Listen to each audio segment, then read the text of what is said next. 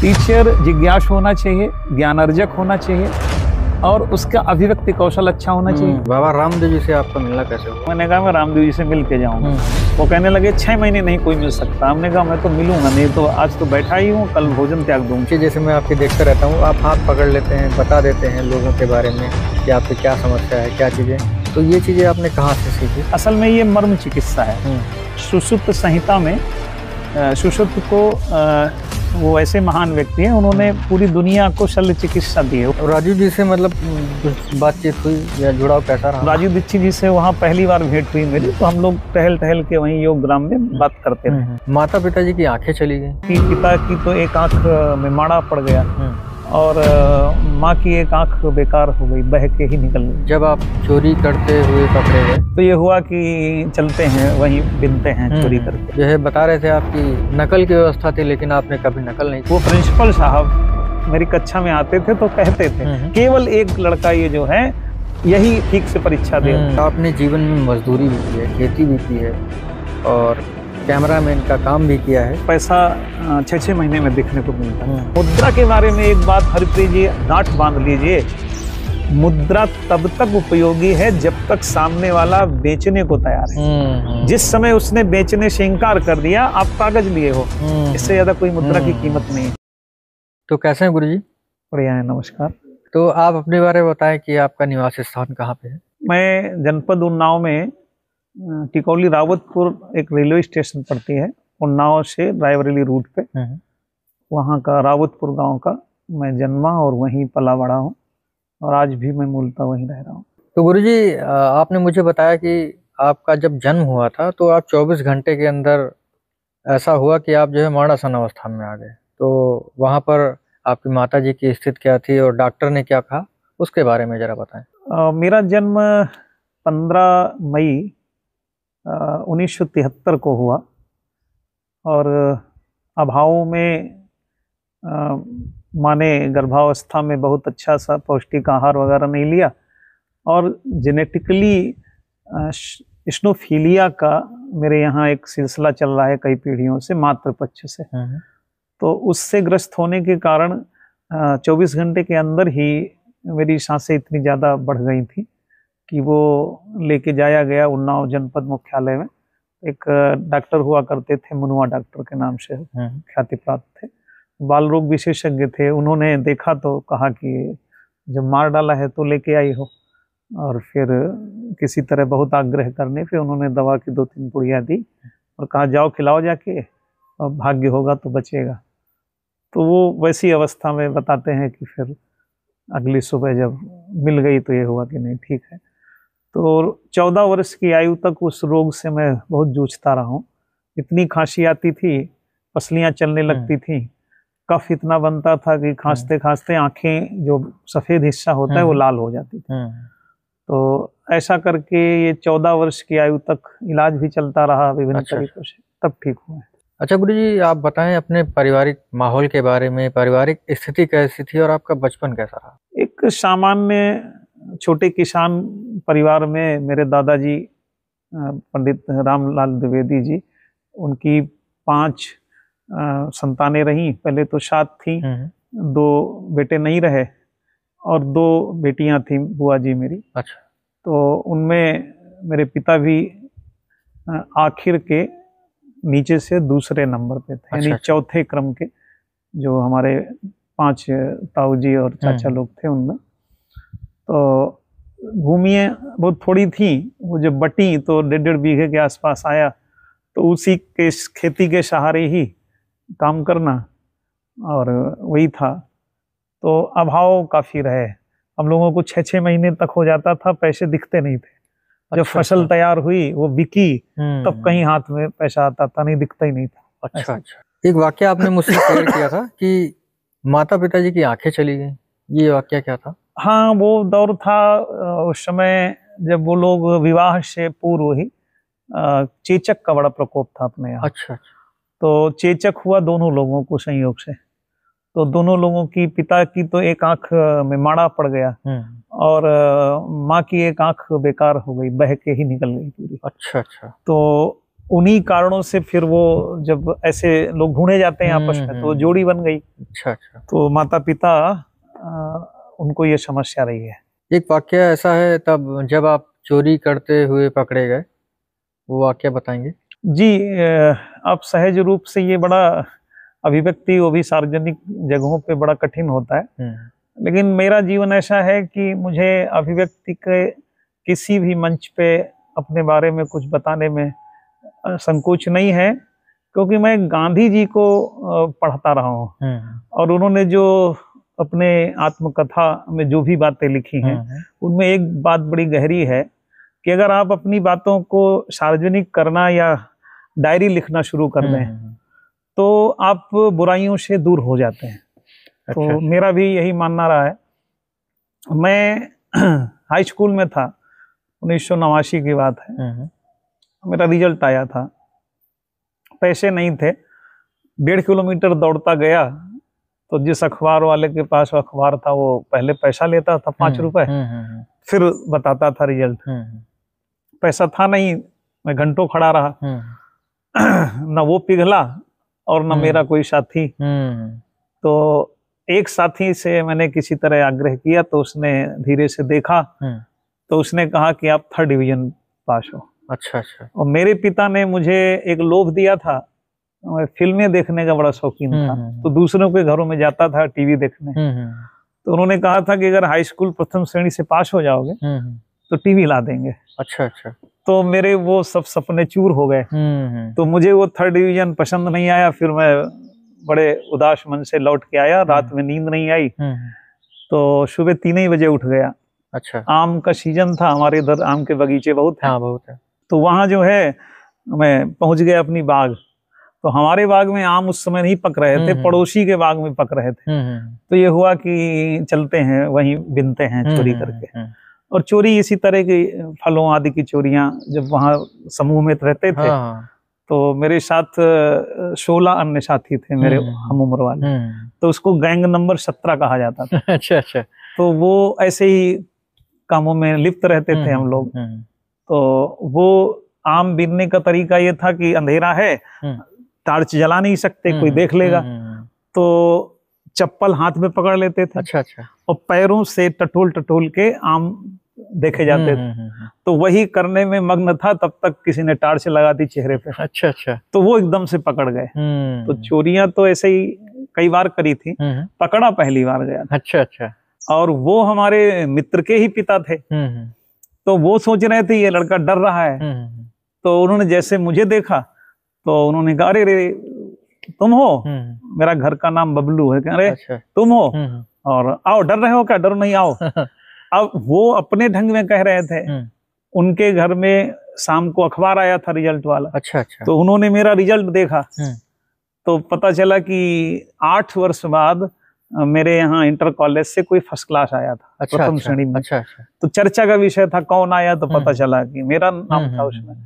तो उसके कारण वो बड़े प्रभावित थे। अच्छा। और वो मेरी तारीफ कर रहे थे। और उधर मेरे अंदर जो चोर था कि मैं तो चोरी करने आया था, तो वो व्यंग जैसा लग रहा था। अच्छा अच्छा। वो कहें, अरे वाह बच्चा, बहुत अच्छा बच्चा, अपनी पीढ़ी का नाम उजागर कर दियो, अपने माँ बाप का नाम उजागर कर दियो। अब मुझे समझ में आ रहा है कि चोरी करते पकड़ लिए हैं, तो उसके लिए हाँ व्यंग बोल रहे हैं।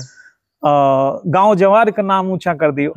तो मैं मतलब इतना ज्यादा आत्मग्लानि में उस समय जकड़ गया, मैं हिलडुल नहीं पा रहा था, थर थर थर कांप रहा था। और वहीं संकल्प लिया कि ऐसा दर्द होता है इस तरह चोरी करते हुए पकड़े जाने पे। और फिर जो चोरी के नाम पे यही फल वल चुराने का काम, तो वो फिर छोड़ दिया। अच्छा अच्छा। और छूटा तो सच मानिए मैं ये कह सकता हूँ कि उसके बाद से मुझे अभाव तो हुए लेकिन कहीं समस्या नहीं आई किसी भी चीज। तो मैं ये मानता हूं कि अगर आप संकल्पित हो जाएं अच्छे ढंग से, और ऐसा भी हुआ है, 3-4 घटनाएं ऐसी हैं कि कहीं बैंक में, कहीं LIC में किसी ने पैसे ज्यादा दे दिए, तो फिर लौट के मुझे 10 किलोमीटर बाद याद आया है, तो मैं गया हूं, जाके वो पैसा उसको वापस किया। अच्छा अच्छा अच्छा। तो ये जब आ जाती है आपके अंदर, तो इसके परिणाम बड़े सुखद होते हैं। मुझे तो लगता है जो मैं आज संतोषजनक जी पा रहा हूँ, उसके पीछे ये संकल्प बड़ा काम कर रहा है। तो मतलब गुरुजी आप जो है हाई स्कूल में फर्स्ट डिवीजन थे। हाँ, लेकिन जो है वो पता आपको थर्ड डिवीजन चला। हाँ, वो एक ऐसा था, ध्यान नहीं दे पाए तो वो उन्होंने बात उजागर करी। लेकिन उस समय वो जिस तरह बोल रहे थे, मुझे लग रहा था ये व्यंग कर रहे हैं मुझसे। तो इस वजह से ऐसा हुआ। अच्छा गुरुजी, जैसे आपने हाई स्कूल के बारे में बताया, आप शुरू से बताएं, जैसे कक्षा 1 से 8 तक का या 9 तक का कैसा सफर रहा, क्या हुआ क्या नहीं हुआ? वही टाट पट्टी वाला, जैसे प्राइमरी में मैं भी शुरू में पढ़ा हूँ। ये हुआ कि मेरे गांव में जब मैं पढ़ रहा था, तीसरी कक्षा में था, तभी एक नया नवेला मांटेसरी स्कूल खुला। अच्छा। तो वो लोग ढूंढ रहे थे, तो उसमें मेरे पिता, उनसे भी भेंट हुई, तो उन्होंने कहा चलिए लिखा देते हैं। तो मैंने शायद 2-3 वर्ष पढ़ा वहाँ। अच्छा। तीसरी कक्षा में पढ़ रहा था, तो उसकी परीक्षा के दौरान उन्होंने फीस नहीं जमा थी, तो उसमें मुझे 1-2 बार वापस किया। अच्छा। तो फिर पिता ने, मुझे फीस जमा नहीं कर सकते थे, तो वो फिर वापस ही कर लिया उन्होंने। अच्छा। फिर मैं पुनः प्राइमरी विद्यालय में गया, तो वहां मुझे 3 से उठा के सीधे 5 में कर दिया गया। तो और मेरे जो टीचर थे वो भी अक्सर वो जब देखते थे ये विद्यार्थी ठीक है, तो मुझी से अपना पढ़वाने का काम कराते थे। अच्छा। फिर वहां से मैं इंटर कॉलेज में चला गया, तो हमारे यहाँ सुभाष इंटर कॉलेज रावत। अच्छा। तो उसमें इंटर तक मैंने वहां से पढ़ा है। अच्छा गुरुजी, उस टाइम जो है बता रहे थे आपकी नकल की व्यवस्था थी, लेकिन आपने कभी नकल नहीं की? हाँ, नकल का क्या, उस समय बड़े प्रयोग हो रहे थे शिक्षा में। अच्छा। एक तो पहले बोर्ड का एग्जाम होता था, तो हाई स्कूल में हम लोगों ने बोर्ड की परीक्षा दी है। अच्छा। तो उसमें तो हिलने का मौका नहीं मिलता था, और उसी में मेरा रिजल्ट जो था वो प्रथम श्रेणी था। लेकिन फर्स्ट ईयर और इंटर दोनों में बड़े प्रयोग हुए। बीच में सपुस्तकीय परीक्षा कराई गई। अच्छा। जिसमें जिसमें किताब रख लो और उसमें उत्तर छांट के लिखना है, ये भी प्रयोग हुआ है। तो वो परीक्षा मैंने दी है। अच्छा। और फिर एक स्वकेंद्रीय परीक्षा हुई, जिसमें बोर्ड एग्जाम नहीं होता था। बोर्ड एग्जाम होता था, लेकिन सेंटर दूसरी जगह नहीं जाता था, आपके ही सेंटर में, विद्यालय में ही सेंटर होता था। अच्छा। तो वहां भी अपने बच्चे हैं, सब सुविधा हो जाए इनको, यही चलता था। तो मैं एकमात्र ऐसा, ये मैं नहीं कह रहा हूँ, ये वहां के जो केंद्र व्यवस्थापक थे, वो प्रिंसिपल साहब मेरी कक्षा में आते थे तो कहते थे केवल एक लड़का ये जो है यही ठीक से परीक्षा दे रहा है। तो उस समय भी मुझे ये होता था कि जैसे आया कि बैच आई, तो क्या हुआ कि मैं तो सतर्क हूं नहीं, मैं तो आराम से बैठा हूं, और दूसरों ने क्या किया, वो बेंच हिला दी, बेंच लुढ़क गई, गिर गई, अब मैं अपनी कॉपी पर्चा ढूंढ रहा हूँ इधर उधर। अच्छा। ऐसे होता था। तो उस परिवेश में बड़ा कठिन था। हाँ, मेरे गुरुओं ने जो सिद्धांतों या नैतिकता की घुट्टी पिलाई, वो मुझे गहरे उतरी। अच्छा। और एक बार ऐसा हुआ, बच्चों के कहने पे, वो 8वीं कक्षा तक एक पोयम लिखने को आती थी, आपको याद होगा। याद है। तो वो 8 लाइनों की जो एक पोयम लिखनी होती थी, वो सबके कहने से, साथियों के, मैंने भी क्या किया, वो एक लेके आए थे, तो एक पुस्तक लेके ही आया था। तो वो उसने फाड़ के दिया, तो पोयम वाली वो पर्ची वो हमने अपने जूते के अंदर घुसेड़ के रखी, मोजों के बीच में, और मैं वहां पहुंच के भूल गया। फिर वो जो पूरे विद्यालय के सबसे सख्त टीचर थे, वो आ गए गार्डिंग के लिए। जब वो गार्डिंग के लिए आ गए, तो मुझे याद आया कि अरे मेरे पास तो नकल है। तो मैं कांपने लगा अंदर। अच्छा। फिर किसी तरह उनसे हाथ जोड़ के बाथरूम जाने के बहाने मैं गया। पहले जब उसको निकाल के फेंका, तब मुझे सांत्वना मिली। तो एकमात्र प्रयास था। अच्छा। उसमें भी उसके बाद से मेरे जीवन से नकल वकल करने की बात ही गायब हो गई। और फिर ऐसा हुआ कि लोग नकल करा रहे हैं। मैंने ऐसी भी परीक्षा दी है जिसमें डीएसएन कॉलेज से मैंने बीएड किया है। बीएड परीक्षा देते हुए मेरे अगल बगल जो साथी बैठे थे, जो 98 में टीचर बन गए, वो मेरी कॉपी से लिखते थे या गाइड से लिखते थे। अच्छा। ये तरीका था। और टीचर को बोलते थे, यहाँ क्या कर रहे हो, जाओ वहां गैलरी में खड़े हो, और कोई बैच वैच आए तो बता देना। ऐसे माहौल में कुछ थोड़े बच्चलन टाइप के बच्चे थे जो गुंडई करते थे केवल, वो मुझे घेर के ऐसे बैठ गए। एक ऐसा पेपर पढ़ा बीएड का जिसमें गाइड या मॉडल पेपर से कुछ मिले ही नहीं, तो वो 5 के 5 हमें घेर के बैठ गए। और मैं एक प्रश्न पत्र, जब एक प्रश्न लिखूं उत्तर, तो पहले छीन ले कॉपी और वो लिखें, तब ऐसे माहौल में परीक्षा दी। तो और MA का मैंने प्राइवेट किया, उसका भी हाल यही था कि मुझे हाथ जोड़ के विनती करनी पड़ी कि मैं यहाँ पेपर नहीं दे सकता। तो मेरे लिए स्पेशली आंगन में विद्यालय के अलग मेज और कुर्सी डाली गई, मैं वहां बैठ के पेपर दिया, क्योंकि वहां झगड़ा इसलिए हो रहा था कि पैसे वसूले जाते थे कि तब हल कराया जाएगा, बोर्ड पे हल कराया जाता था।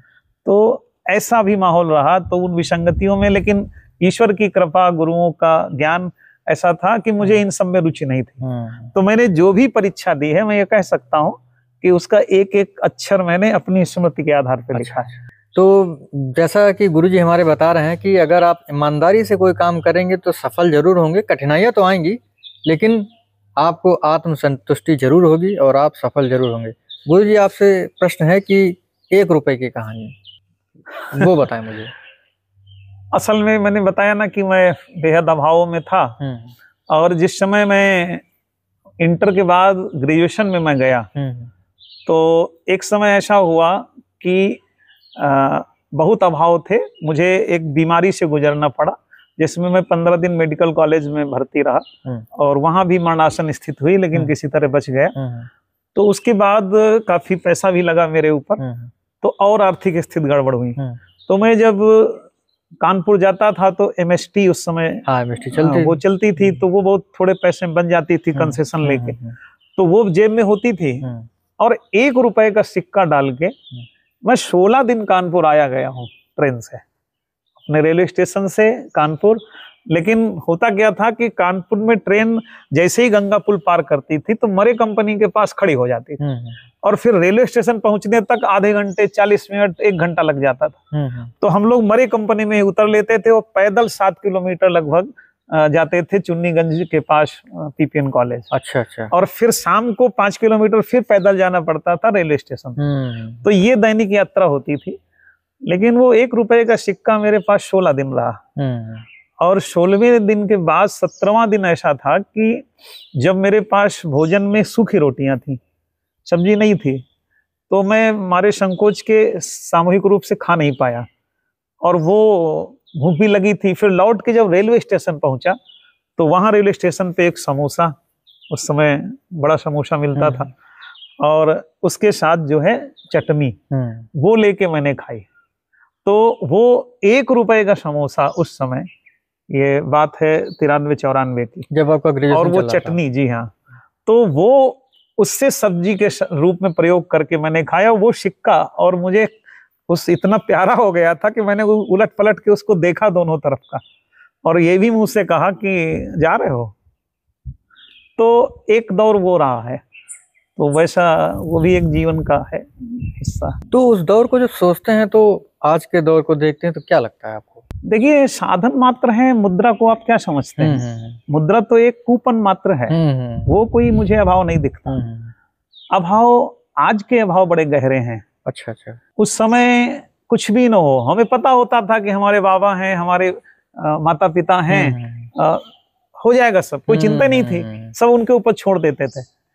अभी क्या हुआ है कि मुद्रा की पहचान इतनी गहरी हो गई है कि हमें लगता है इसी से सब मिलने वाला है। तो हम इसको एक माध्यम मान के चल रहे हैं। माध्यम तो है, लेकिन इसका मूल्य नहीं है कोई भैया। और मैं 1-2 उदाहरण जो मैं जैसे प्रेरणा पाता हूँ, जैसे समझता हूँ, मैं आपको भी ध्यान खींचता हूँ। 2 घटनाएं मेरे सामने दिखी। अफगानिस्तान पे जब अमेरिका का आक्रमण हुआ था बहुत पहले तालिबानियों के ऊपर, तो उस समय एक दृश्य आया कि लोग अभाव में, दिक्कत में बैंक लूट रहे हैं। और वो टीवी फुटेज देखा मैंने कि नोटों की गड्डी बोरियों में, झोलों में भर के भाग रहे हैं, गोली खा रहे हैं, गोली पड़ी, गिर गए, फिर भी लिथरते हुए और नोट की गड्डी बिखर रही है, ऐसे वो दृश्य देखा। और उसके 20-25 दिन बाद एक ऐसा भी दृश्य देखा कि रेड क्रॉस के लोग जा रहे हैं, कैमरे के साथ अंदर घुसे हैं, और इतनी बदबू आ रही है कि नाक पे मास्क पहने हैं लेकिन फिर भी हाथ लगाते हैं। और जब बेड पर से लाशें खींचते हैं तो चद्दर साथ में खिंच जाता है, तो नोटों की गड्डी बिछी पड़ी हैं बेड के नीचे, बेड पे, और वो लोग भूखों से मर गए। तो पता चला कि नोटों की गड्डियों के ऊपर आप लेटे हो, लेकिन वो आपकी भूख नहीं मिटा सकते। दूसरी घटना मेरे एक मित्र की है, वो परिवार सहित 6 लोग थे, वो गए हुए थे केदारनाथ, बद्रीनाथ, और जब जल प्रलय हुआ हाँ। तो वो फंस गए करीब 135 लोग एक टीले पे। वहां एक मंदिर था, एक धर्मशाला थी, वहां ठहरे हुए थे। अब वो उतने सारे लोग, अंधेरा हो गया, रात हो गई, वहां ऊपर पहाड़ी से पत्थर खिसक खिसक के आ रहे थे। तो वहां का जो पुजारी था वो आवाज देता था, भागो दाईं तरफ चलो, ऐसे करके। तो लोग दाईं तरफ भगते थे, पीछे हटो तो पीछे हटते थे। उनको आइडिया था कि ये पत्थर ऐसे ऐसे आवाज करता आ रहा तो इधर जाएगा। उनके काशनों के सहारे रात बीती, लेकिन 20-25 लोग उसमें शहीद हो गए। सुबह होते होते 100 के लगभग ये लोग बचे। अब वहां से हुआ निकला जाए। एक तरफ थोड़ा सा पतली सकरी खाई जैसी थी, उसी पे चलते चलते चले गए। कुछ लोग नहीं भी गए, लेकिन ये करीब 70-80 लोग वहां से निकल पड़े। अच्छा। और कुछ लोग रास्ते में रुक जाते थके हार के, कुछ आगे बढ़ते, ऐसे ऐसे जाते एक जगह जाके वो टापू बन गया, वहीं फंस गए। अब पीछे वाला रास्ता भी गायब हो गया, जो जहां फंसा जा रहा था वो भी और पानी बढ़ रहा था। ये करीब 35-36 लोग इस टापू पे थे।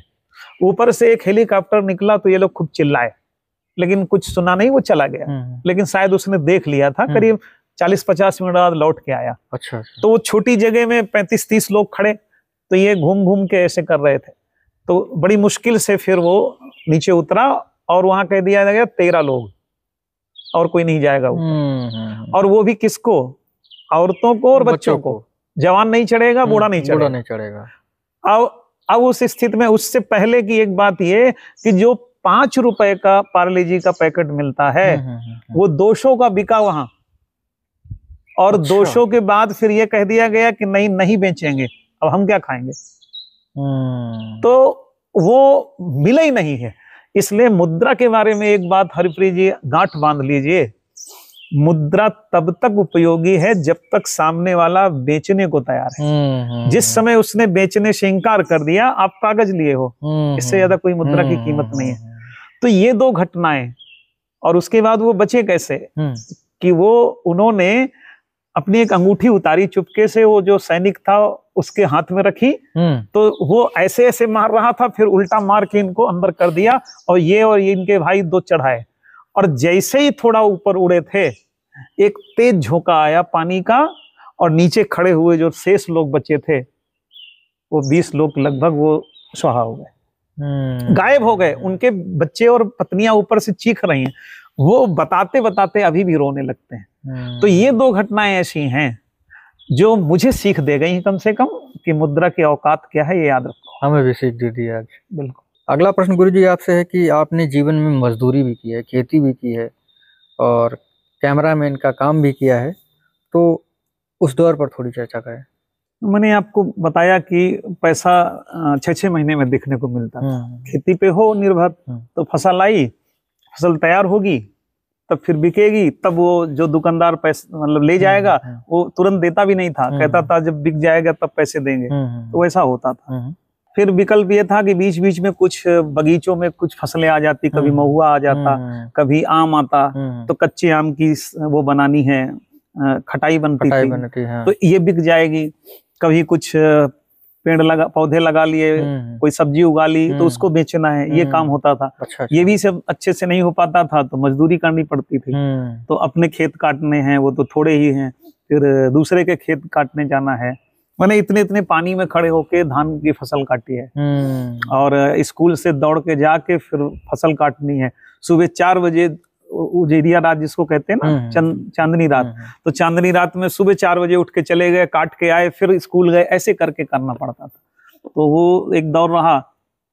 और साथ में ये भी हुआ कि टेंट लाइट हाउस में काम किया, थ्रेसरिंग में रात में थोड़े समय में अच्छा पैसा मिलता था, तो उसमें भी जाके करना, ये सब दौर रहा है।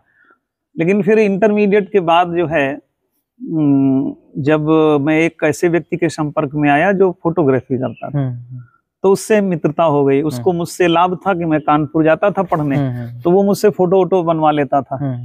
तो वो कुरसवा एक गली है रामनारायण बाजार के बगल में, तो वहीं पे सारा मार्केट था, मैं उधर ही से गुजरता था, तो वहां मैं जाता था। धीरे धीरे मित्रता और गहरी हुई, उसके स्टूडियो में बैठने लगा, सीख गया। फिर 95 में जब मैं बीएड कर रहा था, तो उसने ऐसे ही एक फिल्म की चोरी का इल्जाम लगा दिया। तो मैं स्वाभिमानी व्यक्ति, मैंने सब छोड़ के चला गया। मैं अच्छा। मैंने कहा जब मेरे पास 60-64 रुपए की आती थी, तो मैंने कहा जब वो आ जाएगा पैसा तो मैं आपको दे जाऊंगा। 10-15 दिन बाद मैं वहां सामने से गुजर रहा था तो उसने रोक लिया। तो मैंने कहा हाँ मुझे याद आ गया था। फिर मैंने बताया कि करवा चौथ का दिन था, आप बाहर से आए थे, भाभी के लिए साड़ी खरीदनी थी, वो व्यक्ति रील ले रहा था, आपने सीधे उसके हाथ से पैसे ले लिए थे। तो जब मेरे हाथ में पैसा नहीं आया तो मैं उस पे लिखूंगा कैसे? तो गलती माने फिर बहुत हमको दुलराए उलराए। लेकिन बाद में जाके उन्होंने ये कहा कि आप स्टूडियो ले लो। अच्छा। तो मेरे पास पैसा नहीं था, मैंने मना किया, मैंने कहा नहीं। लेकिन मेरा मित्र था तो वो जानता था, मैं बताता रहता था कि कभी कभी 3-3, 4-4 हजार रुपए एक दिन में मैं कमा लेता हूँ इससे। तो उसने कहा कि लाखों रुपए लोग रिश्वत देके सरकारी नौकरी नहीं पा रहे हैं, तो ये कर लो ना। मैंने कहा पैसे नहीं है। तो उसने अपनी जेब से फौरन 1000 रुपए निकाले, कहा कि तो बात करो, बयाना लो, बताओ। फिर वो थोड़ा इधर उधर करके 25,000 मांग रहे थे, फिर उन्होंने 20,000 में वो मुझे कह दिया कि ठीक है। फिर वो कागज पे थोड़ी बहुत ऐसी लिखा पड़ी हुई और उसने मुझे 20 दिन का मौका दिया और कहा कि पूरे पैसे दे जाओ, फिर आओ। मेरे पास पैसे नहीं थे, तो वो मित्र ने ही सलाह दी कि आपके कुछ मित्र हैं परिचित खास लोग, तो उसने कहा कि 50 लोगों की सूची बनाओ और सबसे 1-1 हजार मांगो, आधे लोग भी देंगे तो 25 हो जाएंगे। तो वो बनाई मैंने, लेकिन मुझे उस 50 लोगों की सूची में जिन पे बड़ा भरोसा था, उसमें से केवल 7 लोगों के माध्यम से 11,500 रुपए आया। अब इसके बाद फिर 5,000 रुपए उसी व्यक्ति ने मुझे दूसरे से लेके दिए ब्याज पे।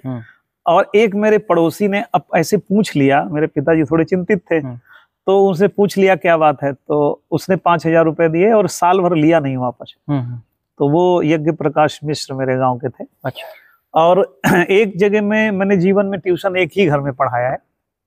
तो गांव की बेटी थी, उनके पति बाहर थे सेना में, तो उनके बच्चे वहां रहते थे, उनको पढ़ाया। तो उन्होंने फिर उनसे कहा तो 5,000 रुपए उन्होंने दिए। इस तरह करके वो पूंजी आई और वो 1 साल में मैंने सबको वापस करी। और ये बात है 95 की। अच्छा। जुलाई 95 में मैंने स्टूडियो खरीदा था। और फिर उसके बाद 2 साल की कमाई, 96 और 97 की, इसमें मैंने घर बनवाया। और गांव में वो जब मुजैक और करेजी ये सब लग रही थी और वो मशीन चल रही थी, तो गांव के लोग देखने आते थे। ऐसा था। अच्छा। और फिर उसके बाद 98 में मेरा विवाह हुआ, 3 जून 98 में, तो वो हुआ। और फिर 99 में मैं SBM है, एक इंटर कॉलेज है हिंदी माध्यम का उन्नाव में, वहां मैं टीचिंग के लिए चला गया। अच्छा। और एक ही वर्ष में मुझे फिर वहां से एक प्रेरणा हुई कि आमतौर से कहते नहीं कि ये नीम का पेड़ है, हम इसकी छांव में बैठे, इसकी दातून करेंगे, इसके लकड़ी का प्रयोग करेंगे, लेकिन जब जल चढ़ाने का समय आए तो हम बड़े वाले पीपल में चढ़ाने जाते हैं। तो एक अंदर से प्रेरणा आई कि यार हम यहाँ गांव शहर में जो है इतने बड़े कॉलेज में पढ़ा रहे हैं, अपने गांव में उतनी अच्छी पढ़ाई नहीं है, वहां कुछ करते हैं। तो लौट के आए और उस बीच रामोत्यार त्यागी की एक कविता ने बड़ा प्रभावित किया। तन समर्पित, मन समर्पित और यह जीवन समर्पित, चाहता हूं देश की धरती तुझे कुछ और भी दूं। तो मेरे एक शिष्य ने, अमरीश अवस्थी नाम का लड़का था, पैर थोड़ा उसका गड़बड़ था, बड़ा कुशाग्र बुद्धि का था। उसने कहा कि गुरुजी ये तन मन जीवन सब समर्पित, तो ये कुछ और क्या होता है? तो मुझे उसको जवाब देना नहीं बना। मैं 3 दिन तक सोचता रहा। फिर मुझे एक फिल्म याद आई, दुश्मन फिल्म है पुरानी, जिसमें राजेश खन्ना ट्रक ड्राइवर होते हैं, उनसे एक एक्सीडेंट हो जाता है, वो आदमी मर जाता है। और कोर्ट में न्यायाधीश एक प्रयोग करते हैं, कहते हैं इसको तो फांसी होगी, लेकिन हम फांसी नहीं देते हैं, इसको एक नया प्रयोग करते हैं। तो सब सहमत होते हैं और फिर किया यह जाता है कि उसको कहते हैं कि तुम जाओ और जिस व्यक्ति को तुमने मारा है उसी की भूमिका में जाओ, उस परिवार में रह के उस परिवार का पालन पोषण करो। तो वो अपने शत्रु समझने वाले लोगों के बीच में जाके जीता है, जैसे जो कठिनाइयां झेलता है, या एक सैनिक जो खड़ा हुआ है पथरीले और बर्फीले जगह पे, तिल तिल साधना तप कर रहा है, ये जीना है, ये और है। तो बच्चा भी संतुष्ट हुआ, मुझे भी संतुष्टि मिली, मुझे एक दृष्टि मिली। तो मुझे लगा कि मेरे गांव ने, मेरे लोगों ने जब मुझे इतना समर्थ किया है, तो मैं दूसरी जगह क्यों करूं, मैं गांव लौट आया। गांव में करें। और सन 2000 में मैंने विद्यालय खोला एक, अच्छा अच्छा। जागृत शिक्षा निकेतन, और वो 13 तक चला। अच्छा अच्छा। उपलब्धि उसकी ये रही है कि मैंने करीब 9 वर्ष तक बोर्ड एग्जाम में बच्चे बैठाए हैं। औसतन मुझे लगता है कि 9 वर्ष में 240-45 बच्चा मेरा निकल के गया होगा। अच्छा। बोर्ड एग्जाम से। उनमें से 140 प्लस बच्चा इस समय सरकारी सेवाओं में है। ये इसको उपलब्धि आप मान सकते हो। बिल्कुल। और कभी भी बोर्ड एग्जाम में मेरा कोई बच्चा फेल नहीं हुआ, कोई 3rd डिवीजन नहीं पास हुआ। और जो 1st डिवीजन आने का रेशियो रहा है वो हमेशा 60-65% से ऊपर रहा है। तो ऐसा विद्यालय, लेकिन उसमें भी क्या हुआ कि मैं सरल सहज, मैं रिश्वत देना मेरे लिए बड़ा कठिन था, तो मैं मान्यता नहीं ले पाया। अच्छा।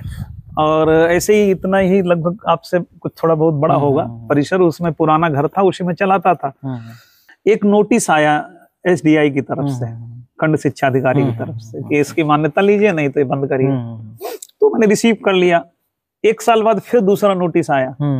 तो वो 1 साल के बीच का उसमें जो मैंने बाइलाज पढ़ा, जब उसका मतलब शासनादेश पढ़ा, तो मेरे ऊपर 25 लाख रुपए जुर्माना होने जा रहा था। तो मुझे फिर वो समेट के बंद करना पड़ा। अच्छा गुरुजी, ये जैसे स्कूल चलाने में सबसे ज्यादा कठिनाई क्या थी और आप कैसे संभालते थे स्कूल? ये गांव में विद्यालय चलाना और अपने गांव में चलाना एक सामाजिक कार्य है ना। तो आपकी कई पीढ़ियां जो किए होती हैं समाज के साथ, उनका सबका ब्याज समेत देना पड़ता है। तो बड़ा कठिन होता है बच्चे लाना, पहली समस्या। और बच्चे आ भी जाएं तो उनको पढ़वाने के लिए टीचर स्थायी रूप से रोक पाना बड़ा कठिन होता है। तो पहली बात तो आते नहीं है लोग, आते भी हैं तो टिकते नहीं। जैसे ही उनको अनुशासन और मेहनत समझ में आती तो छोड़ भगते हैं। आप दोगे कितना? मैंने 250-250 रुपए में पढ़वाया टीचर्स। जो आप एक मित्र उनको 300 रुपए में देता था अपने यहाँ, वो आज टीचर हैं बेसिक के। 1 लाख उनकी सैलरी है। तो ऐसे जो है टीचर्स मिलने बड़े कठिन होते थे। तो उसका हल मैंने ये निकाला कि मैं ये समझ गया था, चूंकि मेरा अध्ययन इस तरह होने लगा, शिक्षा शास्त्र पढ़ा, फिर मानव व्यक्तित्व को समझने लगा, तो मुझे ये पता चल गया कि टीचर की विशेषताएं क्या होनी चाहिए।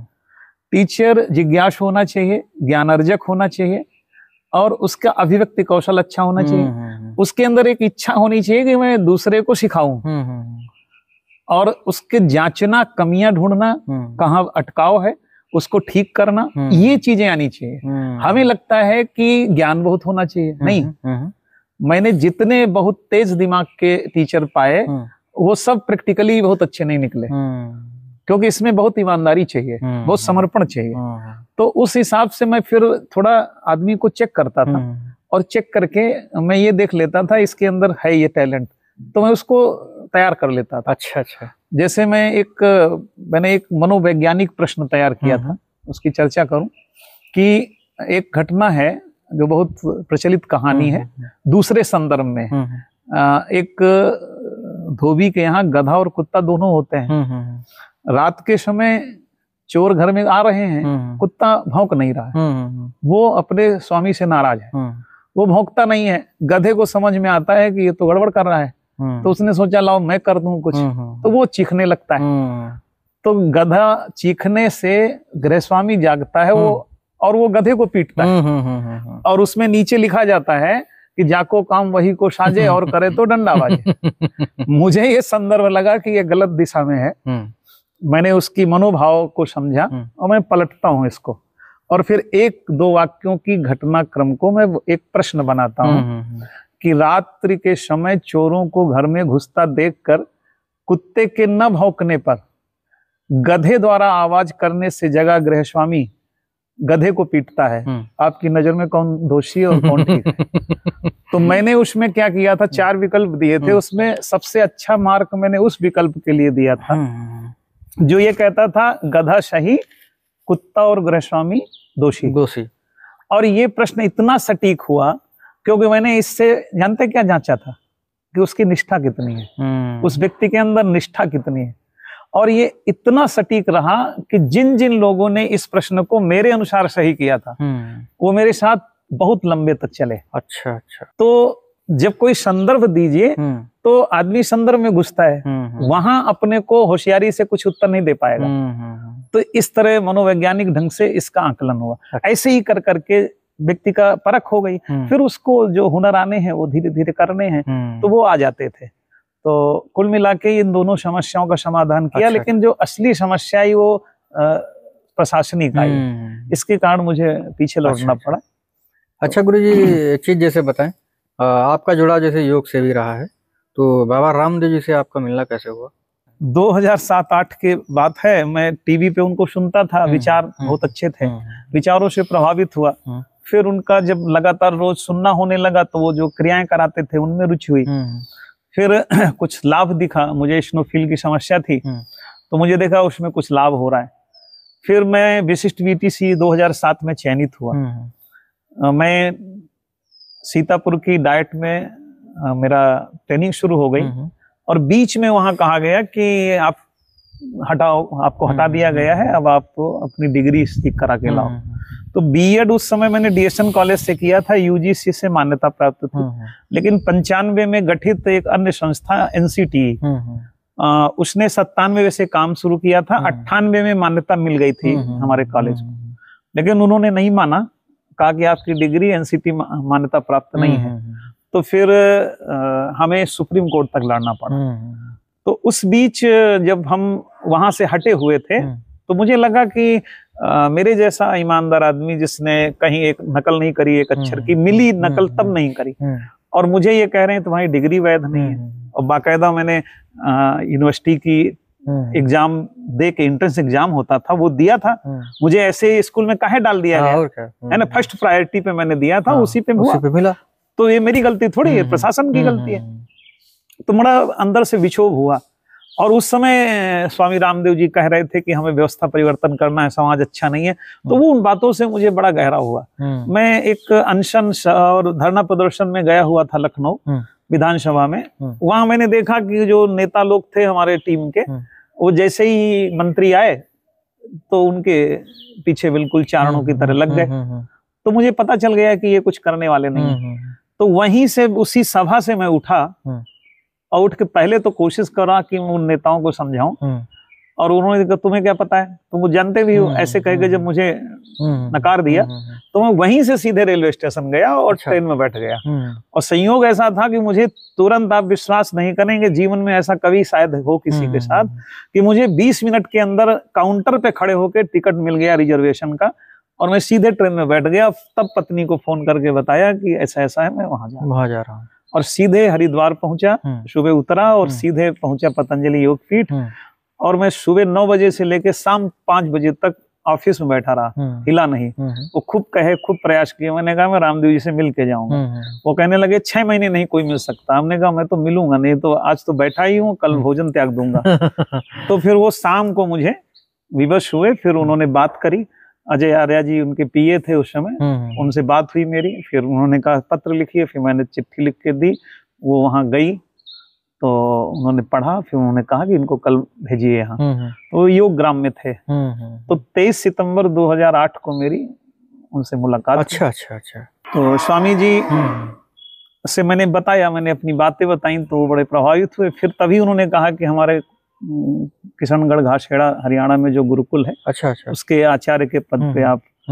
तो मैंने इनकार किया। तो उनके बहनोई साहब बैठे थे, डॉक्टर यशदेव शास्त्री, उन्होंने कहा कि प्रिंसिपल होता है आचार्य। तो मैंने कहा हाँ ठीक है, लेकिन मैं ये मानता हूँ कि कोई नई संरचना खड़ा करने के लिए सिर्फ ढांचा ही नहीं, उसकी नींवें भी नई होनी चाहिए। तो पारंपरिक तरीके से जो चल रहा है गुरुकुल, वो नहीं, मुझे नया कुछ चाहिए। तो मनोविज्ञान का विषय मैंने रखा था स्वामी जी के सामने, और मैंने एक लिपि तैयार करी थी, वैज्ञानिक लिपि, तो उसको भी दिखाया था। तो बड़े प्रभावित हुए थे। तो उन्होंने कहा कि ठीक है, हम आगे कुछ करेंगे, तब तक आप इस व्यवस्था परिवर्तन में लगिए।